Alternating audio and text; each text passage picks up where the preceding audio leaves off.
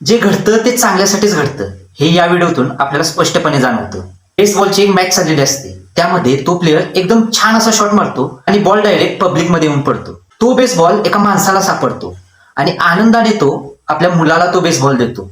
आणि तो मुलगा इतका आनंदी होतो कारण तो बेसबॉलचा खूप मोठा फॅन असतो आणि तो बेसबॉल मुलगा आपल्या जवळ ठेवतो. पण थोड्याच वेळानंतर तिथल्याच क्राऊड मधली एक बाई त्यांच्याकडे ओरडत येते आणि त्यांना जोरजोरात म्हणते, हा मला बॉल मिळालाय, तुम्ही का घेतला हा बॉल? मोठ्याने त्यांच्याशी भांडायला लागते.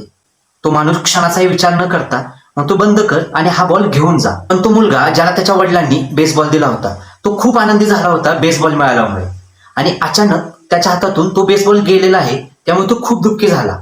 तो बघत होता आपल्या आयुष्यातला सगळ्यात आनंदाचा क्षण आपल्याकडून हिरावून घेतला जात आहे. वाईट वाटतंय ना? हो, त्या मुलासोबत वाईटच झालं आणि हेच तिथल्या पब्लिकने रेकॉर्ड केले आणि इंटरनेटवरती टाकले. आणि ते इंटरनेटवरती एवढं व्हायरल झालं की जो बेसबॉलमध्ये खेळाडू खेळत होता त्याच्यापर्यंत हा व्हिडिओ पोहोचला गेला. आणि कहाणीमध्ये अचानक एक ट्विस्ट आला.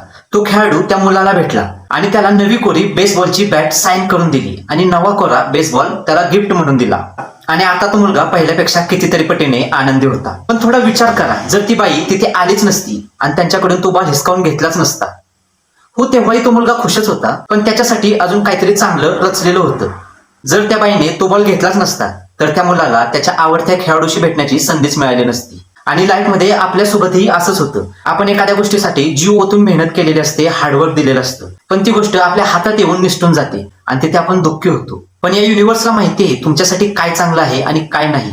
जर तुमच्याकडून एक चान्स गेला असेल तर युनिव्हर्स तुमच्यासाठी काहीतरी मोठं प्लॅन करते. त्यामुळे तुमच्याकडून जे निघून गेले त्याचा विचार करत बसू नका. तुम्ही तुमचं काम करत राहा, कारण तुमच्यासाठी युनिव्हर्स मोठं काहीतरी प्लॅन करते आणि तुम्हाला त्याच्यासाठी तयार करते.